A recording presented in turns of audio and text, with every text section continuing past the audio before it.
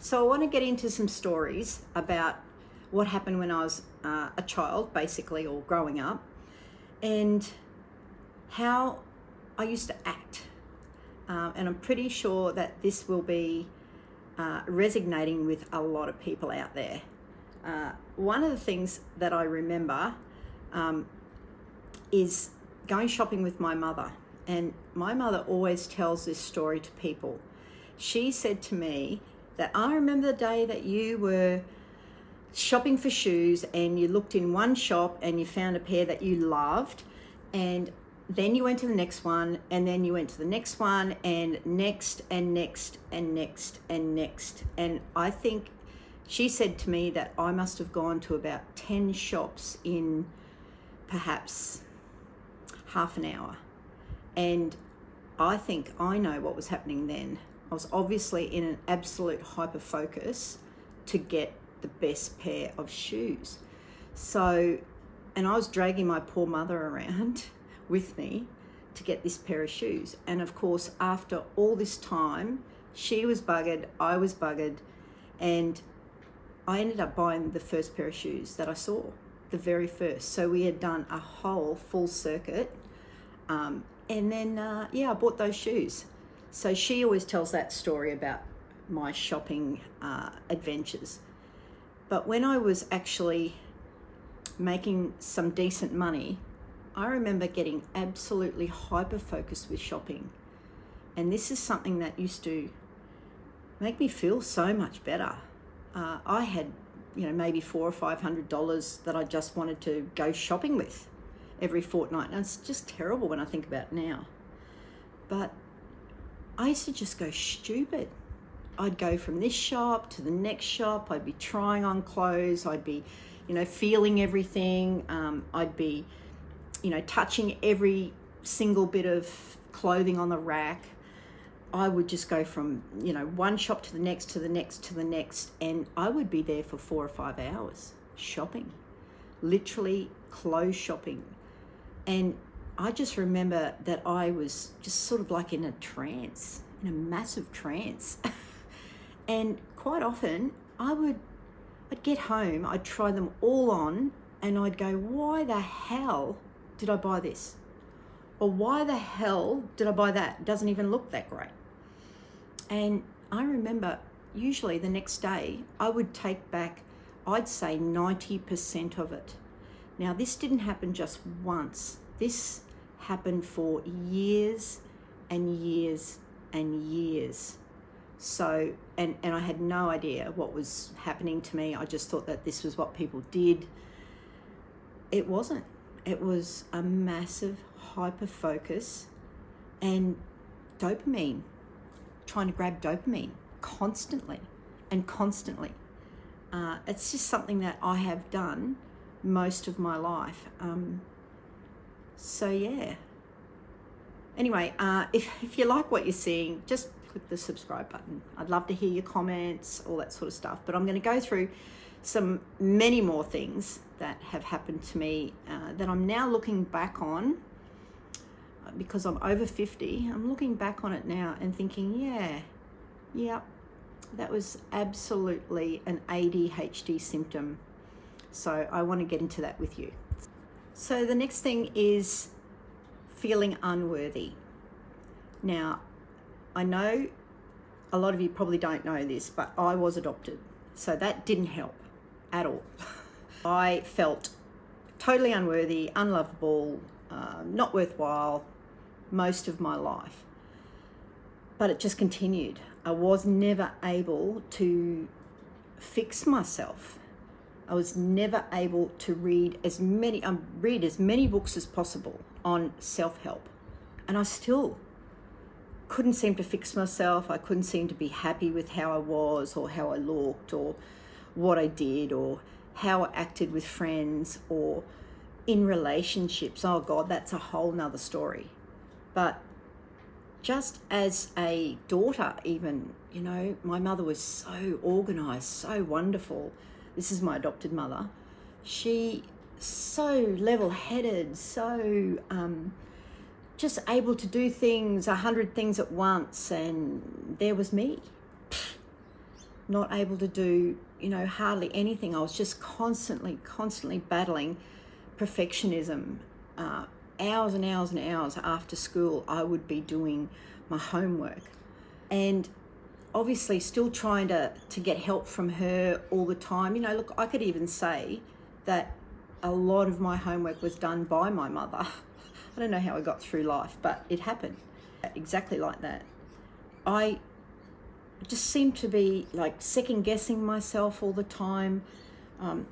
As a daughter, as a friend, I always thought my friend, I've got a best friend, and I just thought she was just amazing, and she's beautiful, and she would just get boyfriend after boyfriend after boyfriend after boyfriend, and I would be nothing. And it probably made it worse that her beautiful boyfriend used to buy her roses all the time, in nightclubs. This is back when they had nightclubs, and her boyfriend used to buy her roses all the time, and he would actually buy me a sympathy rose, which I call it a sympathy rose. And I don't think he realised, but it just made my rejection sensitivity worse. And so many nights I would actually go home and cry myself to sleep. It was just hard. It was just hard, the way that I took everything on, the way that, if anyone gave me a compliment, well, one, that'd be very rare for that to happen. But I just didn't feel like I was worthy of that compliment a lot of the time growing up. I remember being probably around maybe 40 when someone started to compliment me, and I actually decided I was going to go, oh, thank you. I really appreciate that you noticed, or thank you. That was really lovely of you to say.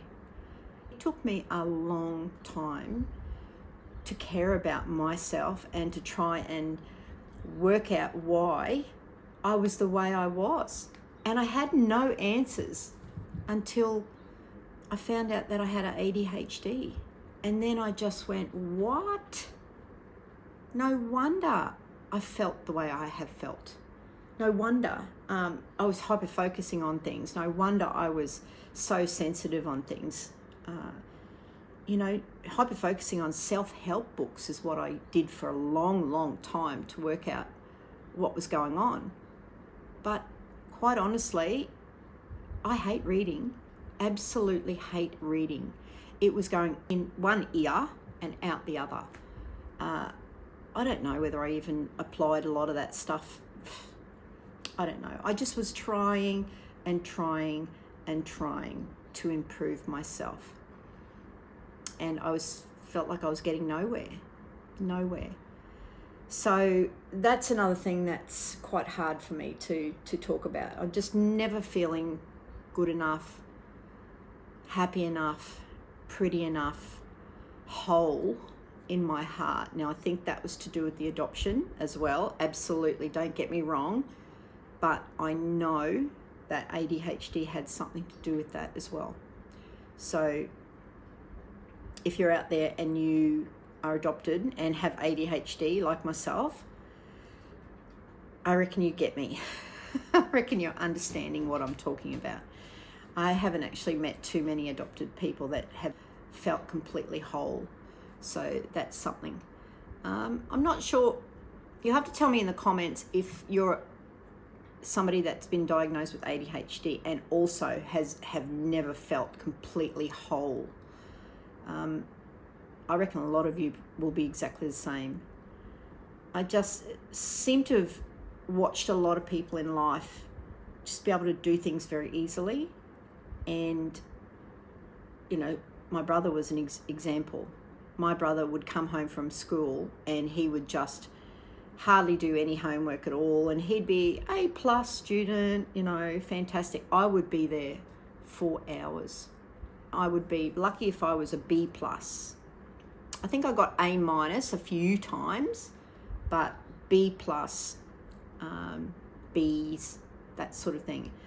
And oh my God, I put so much effort into my work, like ridiculous amount of work. I used to have encyclopedias back then. They're like these big books and they came in a huge series, and I had them right behind me when I was doing my work, and I was always referring to them, always. So as much as I tried and I tried and I tried, the knowledge seemed to just go in and out.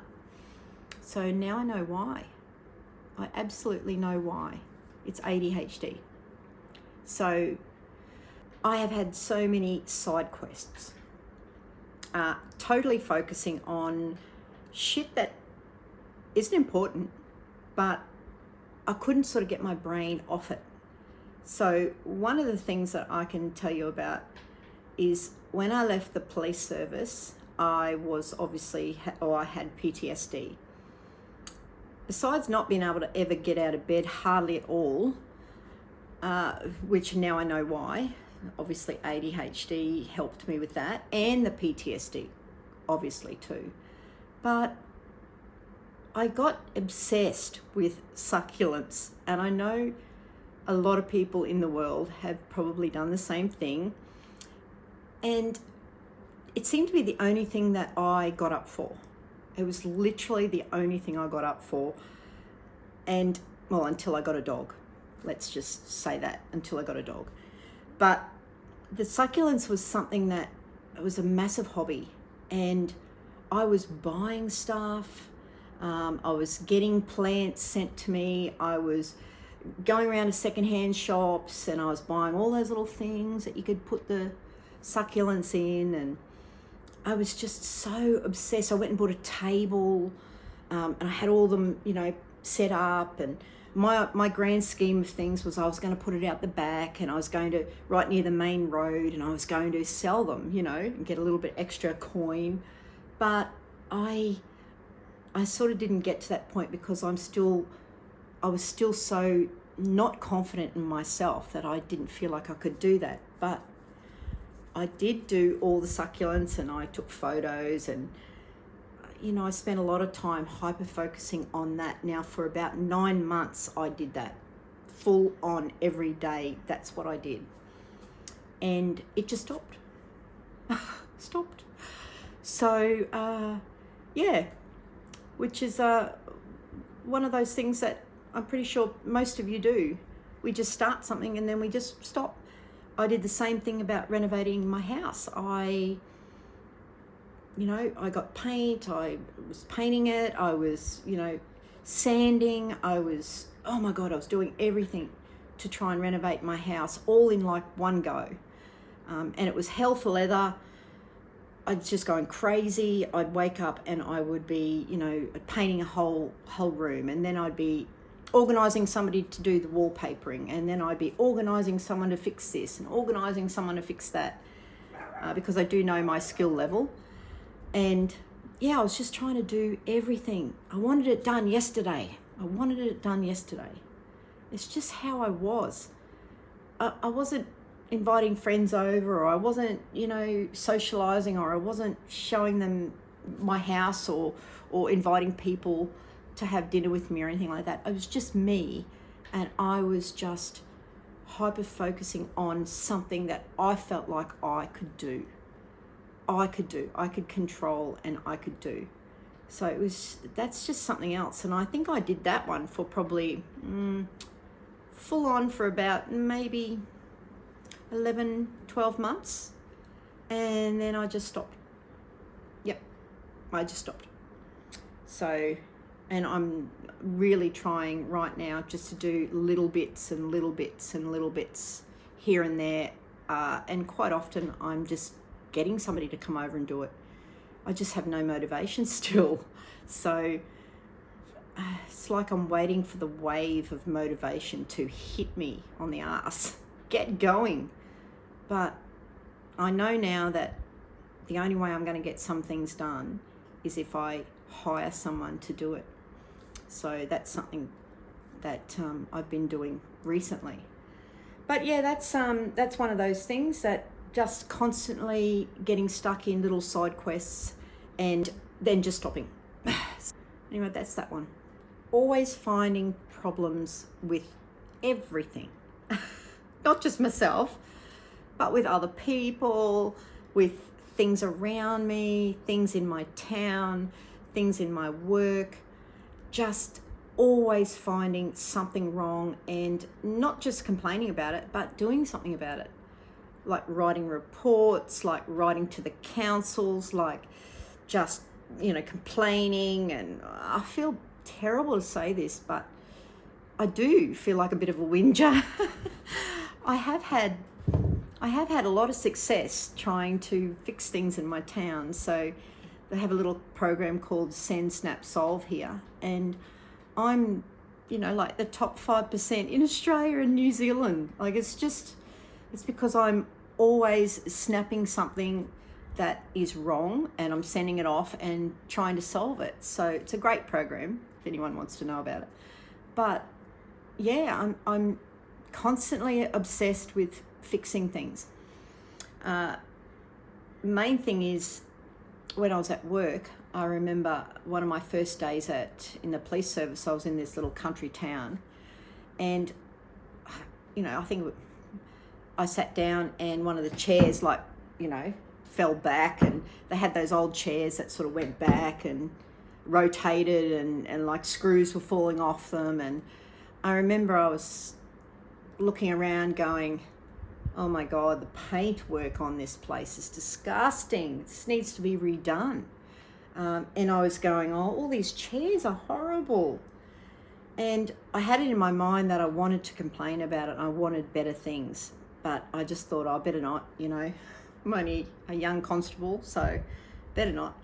But I had a lady that came in one time to do a statement, and she sat down on the chair, and the chair, literally one of the legs fell off, and she nearly fell on the ground, and she was hanging on the ground, So, and I went, right, that's it. I'm fixing this. So I did a huge report up and saying that, this heritage building needs to be brought up to speed, basically. So that's what I did. And I put it into my sergeant, and he just basically went, yeah, I agree, I concur, whatever. And the whole place got painted, and we got 12 sets of new chairs. And I just thought, well, wow, look at me. I actually did something, and there's results. So I have this huge sense of justice. And I think it's another symptom of ADHD.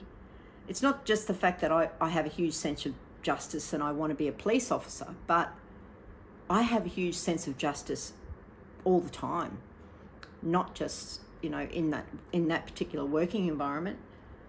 I remember when I was only a child, I was with my mum and dad driving in the car, and I'd go, wow, this town's beautiful. Why isn't our town beautiful? These guys have got this, these trees all in the, along the medium strip. It's just beautiful. And, or this town's got Christmas lights on all the trees, and, and our town hasn't. Why? And I would literally write to the council I think I was 10. And I wrote to the council and I said, we need a tree beautification program or plants as well in our town. And they wrote back and said, thank you, we will be looking into that. And they did. They started to do things with our town. So I was only 10, and I remember thinking, that's exactly what I want to do. I want to fix things and make things better. And I have not stopped. I'm over 50, and I have, done so much just to, make my town better or make my surroundings better. And what else? I do this with friends. I try and make them better, and it didn't help me for a long time, but I have friends that seem, quite mentally down, and I would just continuously try and fix them. I'd help them. I'd send them, little YouTube things to help them out, or I'd sit there and talk to them about, are you getting enough, nutrients? Are you eating well? Are you sleeping well? Are you, seeing your family enough? Are you getting out with friends? Are you, have you got some goals, and have you organised somewhere to travel to, or all of these things. I would just constantly be trying to see where their problems lie, and try and fix them. It didn't help me in certain ways, but I don't know. It's quite funny because I think a psych one day sort of introduced that sort of thing to me, where they were trying to fix me. Obviously, that's their job when I wasn't feeling well. And he was saying the same thing, do you eat well? And I'm like, no, I hardly eat anything. And if I do, it's just junk. I like chocolate. And he goes, oh, okay, so we'll look at that. Have you got any goals? And I'm like, no, I just don't feel like doing anything. He goes, right, well, we've got to fix the goal situation.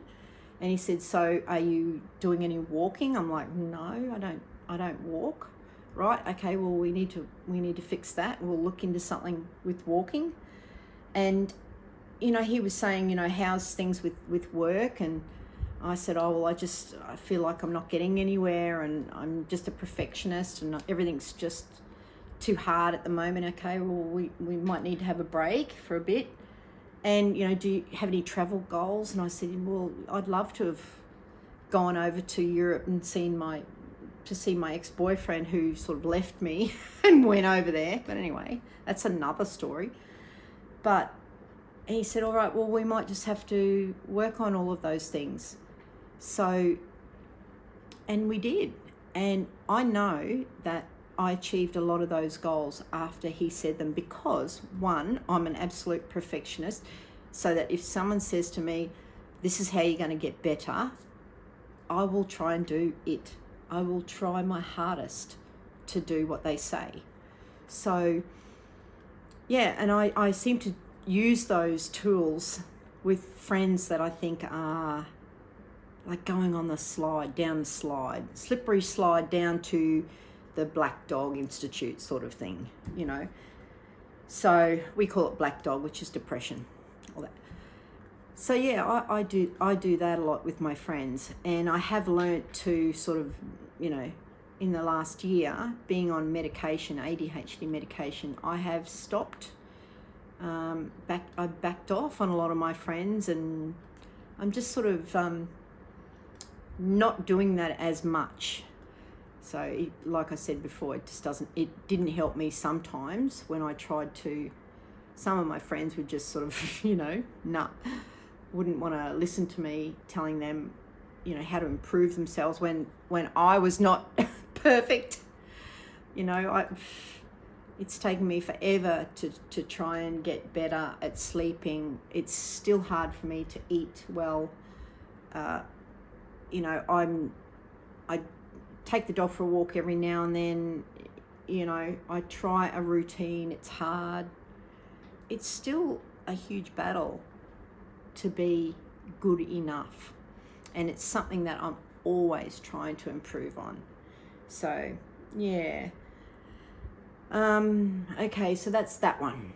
Another symptom that I know a lot of you with ADHD have, and I reckon this would happen to you. I am unable to ever be the first to go to sleep. So if I'm in a camp situation when, I'm going out with my friends and I'm camping with them, I can honestly tell you that I would be the last person to be asleep. I can hear people snoring. I can always hear people deep breathing.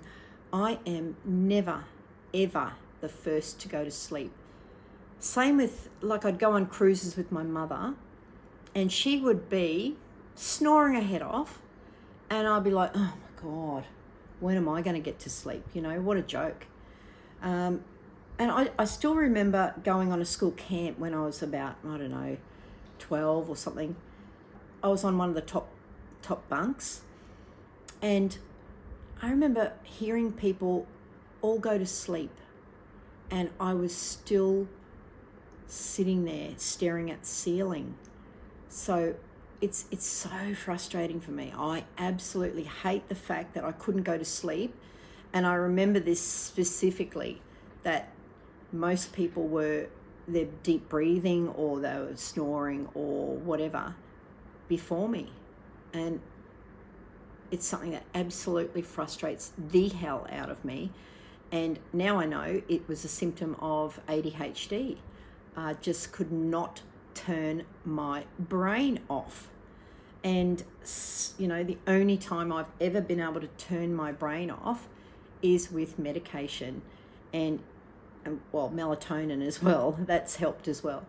So that's something that I do take most nights, and it has helped me with sleep. And I'm not a professional. I'm not here to tell you, you know, to do that. But that's just something that's happened for me, and it has helped. Yeah, so that's another symptom that I just couldn't stand. I noticed when I was a child, and I noticed all the way through my adulthood. And so that's another one, just never being able to sleep first. Keeping things clean. No.